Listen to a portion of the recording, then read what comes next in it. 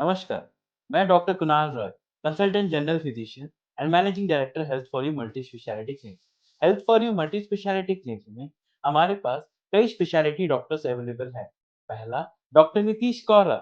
मैं doctor Nitesh Kaura, health for you clinics में कार्यरत ऑर्थोपेडिक कंसल्टेंट सर्जन हूँ। हमारे क्लिनिक पे हर प्रकार की ऑर्थोपेडिक समस्याओं का इलाज होता है। Consultant dermatologist doctor Priya Darshini. I'm Dr. Priyadarshini, Chief Dermatologist. Here we have treatments available for all kinds of your skin, hair, and nail disorders, including your acne problems and cosmetological problems. Doctor Nilesh Patil, जो कि general laparoscopic surgeon. मैं doctor Nilesh Patil, general and laparoscopic surgeon and for you में कार्यरत हूँ। हमारे यहाँ पर surgery related सारी बीमारियों का इलाज होता है। लेबोरेटरी फैसिलिटीज, जो कि हमारे लैब हेड डॉक्टर आनंद जायसवाल टेक केयर करते हैं। मैं डॉक्टर आनंद हूँ, मैं कंसल्टेंट पैथोलॉजिस्ट हूँ, रिटायर्ड नेवी ऑफिसर हूँ। और यहाँ पे आप देख सकते हैं कि हमारे पास जो मशीनें रखी हैं वो स्टेट ऑफ द आर्ट है। ये आप देख सकते हैं, ये हमारी जो सीवीसी की मशीन है वो जापानीज मशीन है। फिर ये हमारे हार्मोन एनालाइजर है। हमारे यहाँ पे लेजर फिजियोथेरेपी की फैसिलिटीज भी अवेलेबल है। अल्ट्रासाउंड की भी फैसिलिटीज अवेलेबल है। हम यहाँ पे ईसीजी और इकोकार्डियोग्राफी की फैसिलिटीज भी रखते हैं और बोन मिनरल डेंसिटोमीटर, जो कि डेक्सा स्कैन की फैसिलिटीज भी अवेलेबल है। Health for you multi specialty clinic में ये सारी सुविधाएं अवेलेबल है। Health for you is a complete solution to your health. Thank you.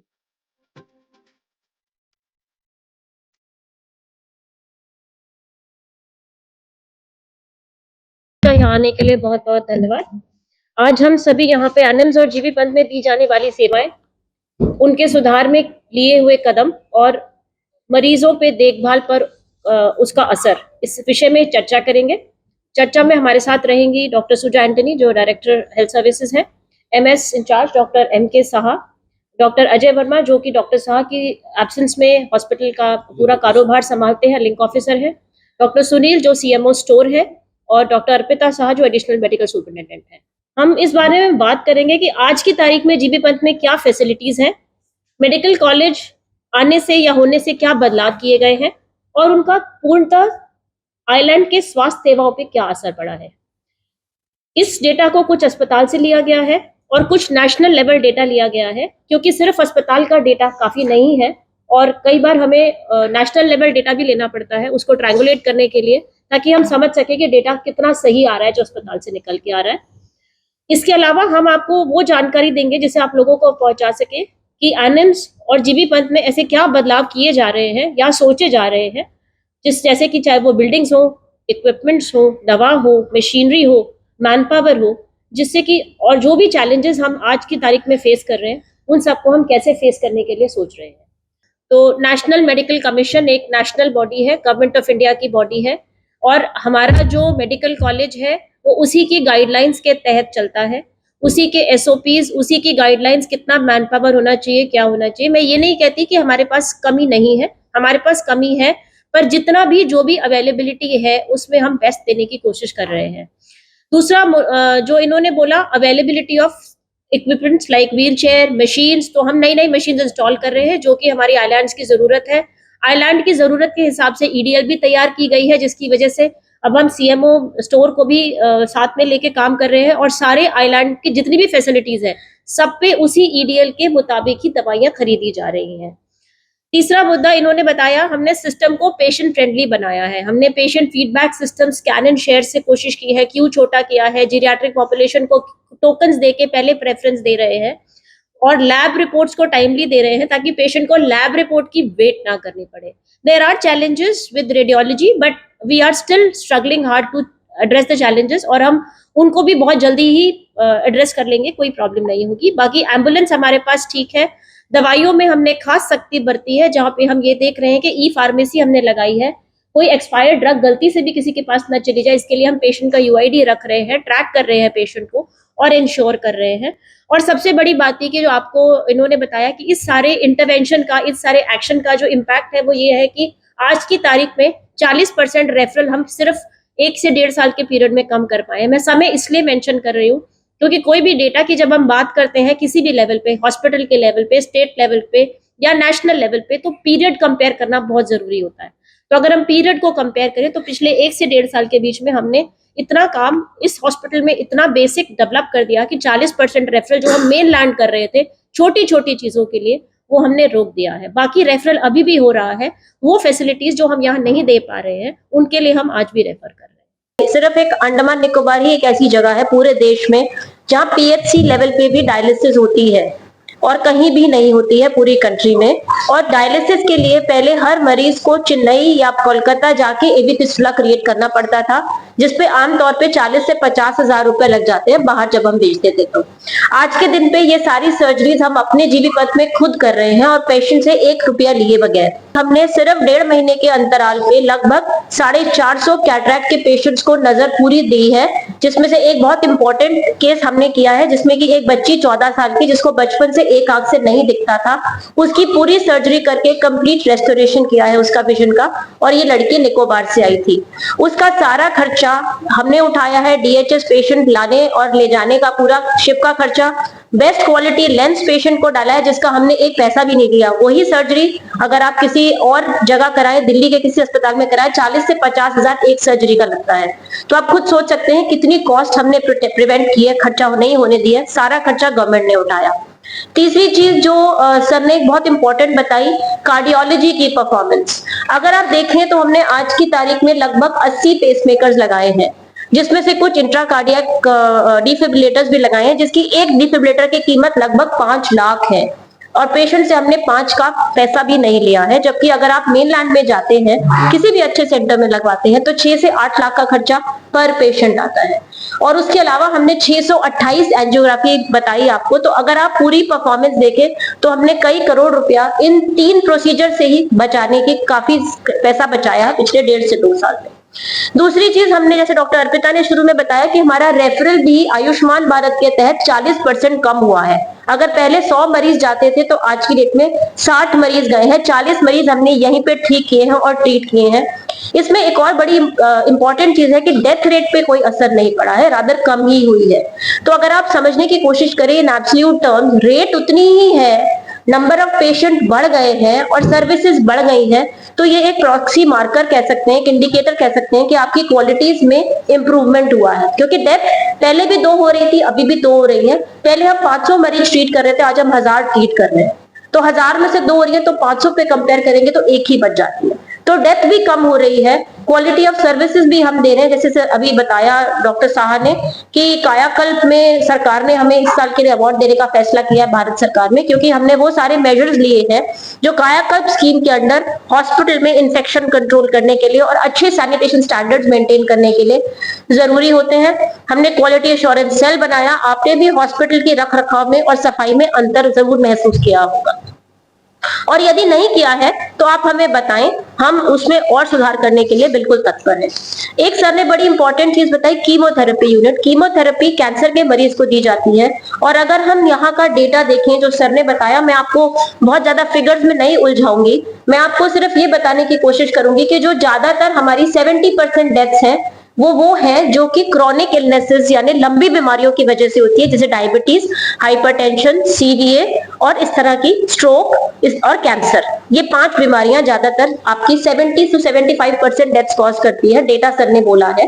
तो अगर हम इनका, आप अब मुझसे जरूर पूछना चाहेंगे कि मैडम ऐसा क्यों है कि ये बीमारियां हमारे यहाँ ज्यादा हो रही है, तो मेरे पास एक नेशनल फैमिली हेल्थ सर्वे होता है जो सरकार हर 5 साल में पूरे देश में करती है। मुंबई की एक ऑर्गेनाइजेशन है IIPS, जो इस डेटा को बिल्कुल ही अनबायस तरीके से थर्ड पार्टी असेसमेंट करती है और उस डेटा के हिसाब से हमारी जो कॉज ऑफ डेथ है हाईएस्ट वो है CVA यानी कार्डियोवास्कुलर एक्सीडेंट्स, जो हाइपरटेंशन का एक फॉल आउट है, CKD जो फिर एक हाइपरटेंशन का फॉल आउट है, क्रॉनिक लिवर डिजीज जो फिर अल्कोहलिज्म का फॉल आउट है, और कैंसर जिसमें कि स्मोकिंग, टोबैको और अल्कोहल का कंट्रीब्यूशन है।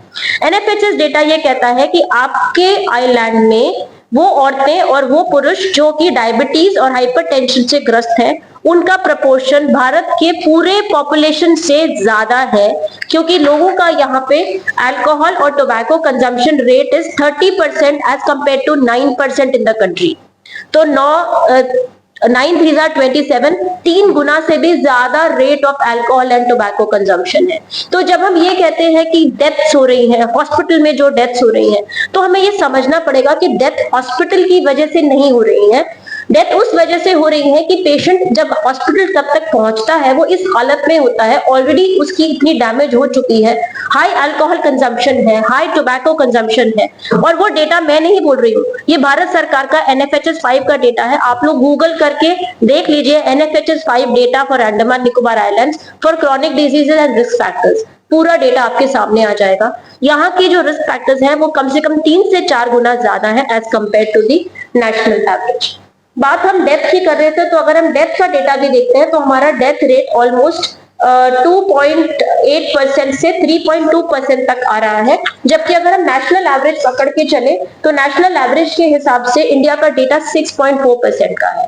और क्योंकि आपके पास जीबी पंत हॉस्पिटल एकमात्र टर्शरी केयर हॉस्पिटल है, ज्यादातर जब पेशेंट बहुत सिक होता है, चाहे वो प्राइवेट सेक्टर में सिक हो जाता है, चाहे वो कहीं पब्लिक सेक्टर से पेशेंट माइग्रेट होके आता है, तो यहीं आके आते उसकी डेथ होती है, या वो ब्रॉड डेड आता है, या वो इस हालत में लाया जाता है कि वो लिटरली मरनासन होता है।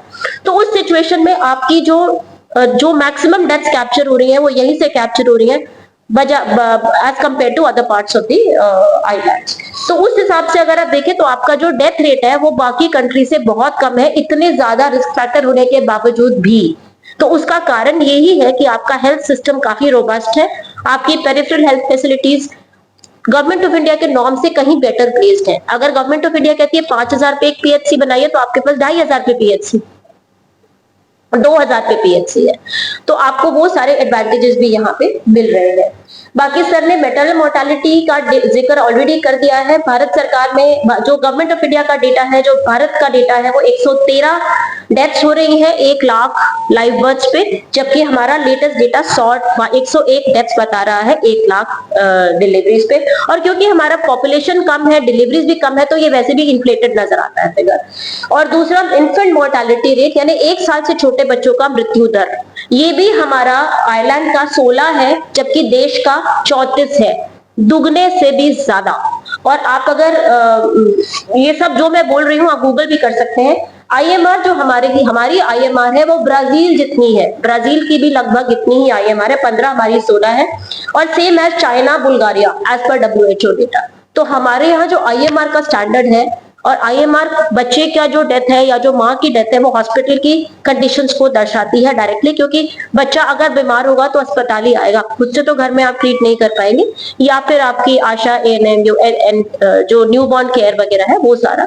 तो ये सारा आपका हेल्थ सिस्टम रोबस्टनेस दिखाता है। तो ये तो हुआ मोटा मोटी डेटा की बात। और जो डेटा है आप मेरे से ले सकते हैं, नहीं तो आप गूगल से भी निकाल सकते हैं। हॉस्पिटल का डेटा हम आपको देने को तैयार है। आप NFHS 5 टाइप करेंगे तो आपको अंडमान का सारा डेटा मिल जाएगा। उसके अलावा जो HR वाला इशू है, क्योंकि कोई भी अच्छा अस्पताल तभी चल सकता है जब आपके पास अच्छे डॉक्टर्स हो और अच्छा मैन पावर हो। आपको नर्सेस चाहिए, डॉक्टर्स चाहिए, टेक्नीशियंस चाहिए। तो हमने HR इश्यूज को बिल्कुल हेड ऑन फेस किया है, और हमने यहाँ पे पहले डॉक्टर 1 साल के लिए कॉन्ट्रैक्ट पे आते थे, 5 साल के लिए किया है। उसके बाद उनकी सैलरी को रिवाइज करा है, कुछ इंक्रीमेंट्स थे जो रुके हुए थे, वो इंक्रीमेंट्स हमने रिवाइज करे हैं, और इंक्रीमेंट्स दिए भी है, पैसे दिए हैं लोगों को, ताकि वो यहाँ पे रिटेन कर सके, काम कर सके। उसके अलावा हमने जो बच्चे हमारे पास MBBS करते हैं, जब वो MBBS करके डिग्री ले लेते हैं, तो उनको JR के लिए भी हमने बॉन्ड एक भरवाते थे, जो हम पहले उनको बॉन्ड से रिलीज कर देते थे, वो भी कंपलसरी करा है कि वो ही बच्चे यहाँ पे JR बनेंगे। तो आपको ये समझना पड़ेगा कि हमारे जो इंटर्न्स हैं, इंटर्न्स हमारे पेशेंट को हैंडल नहीं करते, क्योंकि मुझे बार बार ये सुनने में आ रहा है कि एनिम्स के बनने की वजह से लोगों में मृत्यु दर बढ़ गया। पहली चीज, मृत्यु दर नहीं बढ़ा है, मैंने आपको डेटा दे दिया। दूसरी चीज, हमारे आइलैंड के या हमारे अस्पताल के किसी भी मरीज को कोई भी अनक्वालिफाइड डॉक्टर या इंटर्न नहीं छूता है। जो डॉक्टर आपको देखते हैं कैजुअलिटी में, जो प्रोटोकॉल है वो ये है कि कैजुअलिटी में GDMOs देखते हैं, क्योंकि आज के दिन पे जीबी पंत DHS, NHM और ANIMS के डॉक्टर्स के साथ काम कर रहा है, क्योंकि यही एक टर्शरी अस्पताल है। और जो भी डॉक्टर्स यहाँ पे काम कर रहे हैं वो डॉक्टर्स इस तरह से काम करते हैं कि JR और GDMOs देखते हैं पेशेंट को कैजुअलिटी में, और जब भी जरूरत होती है, अगर उनको GDMOs ऐसे नहीं है कि कल के डॉक्टर है, कोई 15 साल, कोई 20 साल की नौकरी वाले एक्सपर्ट एक्सपीरियंस डॉक्टर्स हैं जो पहले भी मैनेज कर रहे थे हॉस्पिटल सिस्टम को। तो वो देखते हैं, अगर उनको लगता है कि पेशेंट को कहाँ पे ट्राइज करके भेजना है, कहाँ पे उसको जरूरत है, क्या फैसिलिटी चाहिए, उसको डिसाइड करके फिर उसको वहां पे रेफर कर देते हैं। तो ये तरीके से हॉस्पिटल चलता है। तो ये बिल्कुल इस बात को बिल्कुल दिमाग से निकाल दीजिए कि कोई भी अनक्वालिफाइड डॉक्टर पेशेंट पे काम कर रहा है या एक्सपेरिमेंट कर रहा है या प्रैक्टिस कर रहा है और उस वजह से पेशेंट की जान जा रही है, ऐसा बिल्कुल भी नहीं हो रहा है। इसकी हम आपको बिल्कुल 100% गारंटी दे रहे हैं।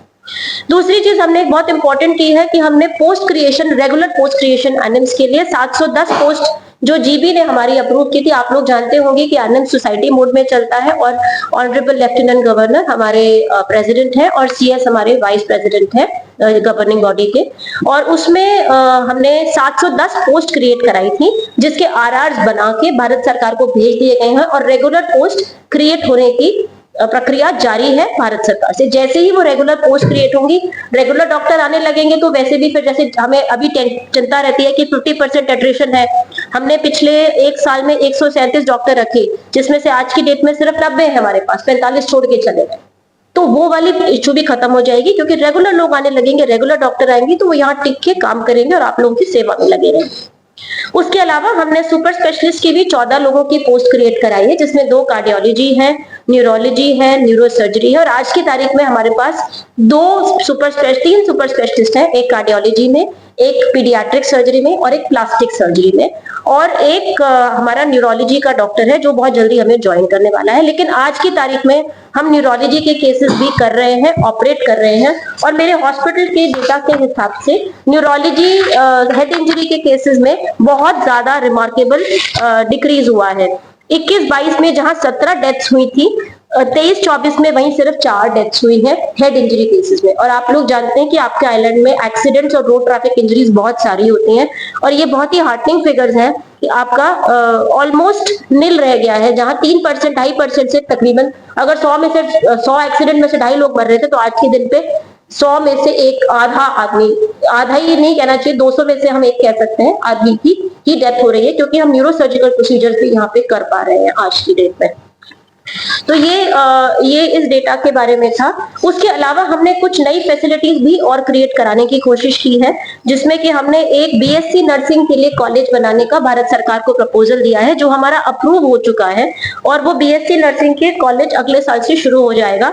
एक हमने स्टेट अलाइड हेल्थ काउंसिल का प्रपोजल बनाया है, काउंसिल बना रहे हैं यहाँ पे, जिसमें कि आपके टेक्नीशियंस, पैरामेडिकल स्टाफ, जो सपोर्ट स्टाफ हॉस्पिटल्स में काम करते हैं वो भी रजिस्टर हो सकेंगे और वो पूरी काउंसिल सेपरेटली काम करेगी। उसके अलावा हमने एक नर्सिंग कॉलेज के अलावा हमने और क्या बनाया है, अनपेड इंटर्नशिप्स करवा रहे हैं बच्चों को ताकि बच्चे भी सीख सके। तो हम उसमें भी गवर्नमेंट ऑफ इंडिया में पार्टिसिपेट कर रहे हैं प्रोग्राम में जिसमें स्किल बिल्डिंग कर रहे हैं हम लोगों की। डीएनबी कोर्सेज के लिए हमने अप्लाई किया था 5 कोर्स सब्जेक्ट्स में, anaesthesia, paediatrics, general medicine, internal medicine, general surgery और ऑब्जन गायनी, और 5 सब्जेक्ट्स में हमें इस साल डीएनबी मिल रही है। तो जैसे ही नीट पीजी एग्जाम होगा, काउंसलिंग शुरू होगी, हमारे पास ये पीजीज आने लगेंगे। तो ये पीजी आने के बाद आपकी इंस्टीट्यूशन की ग्रोथ और तेजी से चलने लगेगी क्योंकि वो दिन रात आपके लिए काम करेंगे। और बाकी सब्जेक्ट्स में पीजी के लिए हमने अगले साल के लिए अप्लाई करा है, तो अगले साल का नीट के साथ में 2025-26 का जब नीट होगा तो आपके पास बाकी सब्जेक्ट्स में भी पीजी आने लगेंगे। एक छोटा सा डेटा और बस मैं आपके साथ शेयर करूंगी, फिगर्स में नहीं जाऊंगी, लेकिन 2022 के बरसपत अगर 2024 में देखें तो आपके कॉलेज के परफॉर्मेंस में लगभग दुगना इजाफा हुआ है। जहां 2022 में कुल 59% बच्चे पास हो रहे थे एमबीबीएस में, आज के दिन पे 93% बच्चे पास हो रहे हैं। तो जो क्वालिटी ऑफ एजुकेशन भी हम देने की कोशिश कर रहे हैं वो बिल्कुल एलएमसी नेशनल स्टैंडर्ड से मीट करती हुई दे रहे हैं और बिल्कुल at par with the other good medical colleges दे रहे हैं। हमारे कुछ बच्चे वो भी हैं जो नीट पीजी क्वालिफाई करके एम्स और अच्छे मेडिकल कॉलेजेस, मैमसी, दिल्ली, हर जगह पे रेडियोलॉजी जैसे अच्छे सब्जेक्ट में पोस्ट ग्रेजुएशन करने जा रहे हैं। अब हमें मोटिवेशन ये रखनी है कि जो हमारे बच्चे यहाँ से पढ़ के बाहर जाके पीजी कर रहे हैं वो वापस आके हमारे आइलैंड को ही सर्व करें, तभी बात बनेगी और तभी फायदा होगा मेडिकल कॉलेज होने का। और आज की डेट में हमने लगभग 500 स्टूडेंट्स यहाँ से एमबीबीएस करके बाहर भेज दिए हैं और कुछ यहाँ भी काम कर रहे हैं, और इस साल से हम मैंडेटरी जीआरशिप करवाएंगे सब जगह पे जो हेल्थ फैसिलिटीज में भी सर्व करेंगे। पहली कॉन्वोकेशन सेरेमनी आप लोग जानते ही हमने लास्ट ईयर ही की थी और 3 बैचेस को इकट्ठे हमने एमबीबीएस की डिग्री अवार्ड की। इसके अलावा एनिम्स के डॉक्टर्स बाकी आइलैंड में भी काम कर रहे हैं, जिसमें डीएचएस और एनिम्स मिल के आरबीएस के कैंप्स में काम करता है बच्चों के लिए। हम अपोलो चेन्नई के साथ टारगेट कर रहे हैं, जिसमें हम आयुष्मान भारत में पैसा दे रहे हैं जिन बच्चों को दिल की बीमारी होती है जन्म से, कार्डियक सर्जरीज के लिए। हम सुसाइड प्रिवेंशन पे काम कर रहे हैं, क्योंकि अंडमान का सुसाइड रेट 3 गुना है भारत में टोटल सुसाइड रेट से। उसके लिए हमने एक कंपटीशन विन करके कुछ भारत सरकार से, आईसीएमआर से पैसा भी लाया है। एक मेंटल हेल्थ के लिए ही टेलीमानस एक स्कीम है, जिसके अंडर एनिम्स के डॉक्टर्स काम कर रहे हैं प्रोग्राम डिवीजन के साथ, एनएचएम के साथ मिलके। और बाकी इंटर डिपार्टमेंट कोलैबोरेशन भी हम कर रहे हैं, जिसमें हम ट्राइबल वेलफेयर के साथ काम कर रहे हैं, जहाँ पे हमारे डॉक्टर्स ट्राइबल एरियाज में जाके सर्विसेज दे रहे हैं, ओंगीज वाले एरियाज में, जारवा वाले एरियाज में। नैको के साथ काम कर रहे हैं एचआईवी पेशेंट्स के ऊपर। सोशल वेलफेयर के साथ काम कर रहे हैं for destitute people, and department of education के साथ काम कर रहे हैं। ये टोटल काम है, फिजियोथेरेपी देने के लिए काम कर रहे हैं सोशल वेलफेयर के साथ, जो बच्चे फिजियोथेरेपी रिक्वायर करते हैं। तो ये टोटल एनिम्स का पिछले 2 साल का डेटा मैं आपके सामने लेकर आई हूँ। और अगर आपके कुछ सवाल होंगे तो हम डॉक्टर सुजा के कुछ कमेंट्स ले लेते हैं, क्योंकि मैडम का कंट्रीब्यूशन बहुत ज्यादा इंपॉर्टेंट है। डायरेक्टरेट ऑफ हेल्थ सर्विसेज सारी हेल्थ फैसिलिटीज के ऊपर एक बॉडी होती है, हर स्टेट में होती है, यहाँ पे भी है, एपेक्स बॉडी है। और इस तरह से मैडम उसको देखती हैं, तो मैडम की जिम्मेवारी जीबी पंथ के लिए बिल्कुल बनती है और बढ़ जाती है। और मैडम बखूबी उस जीबी पंथ की जिम्मेवारी को निभा रही है। अच्छी से अच्छी मशीन लाने की मैडम कोशिश कर रही है। सीटी स्कैन मशीन का हमारा चल रहा है, वो मैडम खरीद रही है। एमआरआई मशीन है, दवाइयां है, हर तरह की दवाई में क्वालिटी मेंटेन हो रही है। डॉक्टर सुनील भी हमारे साथ हैं, जो सीएमओ स्टोर है, हम चेक कर रहे हैं क्वालिटी। तो ऐसी कोई भी दवा हमारे पास नहीं है जिसको मारने से या सुआ लगाने से वो मरीज मर जाता है। ये हम भी बड़ा कॉमनली सुन रहे हैं कि जीबी पंथ में जाके इंजेक्शन मत लगाइए, नहीं तो पेशेंट मरेगा। ऐसी कोई दवा हम नहीं खरीदते जिसको लगाने से पेशेंट की डेथ हो जाए। कोई दवा ऐसी ना खाने की है ना लगाने की है जिससे कि पेशेंट की डेथ हो जाए। हम महंगी से महंगी एंटीबायोटिक्स, महंगी से महंगी दवाइयां कैंसर के इलाज के लिए खरीदते हैं, लेकिन उनमें कोई भी ऐसी दवा नहीं है जिसको लगाते ही पेशेंट 5 मिनट के अंदर उसकी डेथ हो जाए, अगर पेशेंट बिल्कुल हेल्दी आ रहा है। डॉक्टर्स की हिम्मत मत तोड़िए, हिम्मत जोड़िए और साथ मिलके काम कीजिए। जब हर डेथ पे ये सवाल पूछा जाता है कि डॉक्टर केपेबल है या नहीं है, कॉम्पिटेंट है या नहीं है, ये एनिम्स का तो नहीं है, सब डॉक्टर बराबर हैं, सब एक सही प्रक्रिया से चुने गए हैं और सब पेशेंट के भलाई के लिए ही काम कर रहे हैं। तो किसी की हिम्मत को नहीं तोड़िए, सब मिलके काम करेंगे तो अच्छा ही करेंगे, मुझे पूरा। Thank you very much.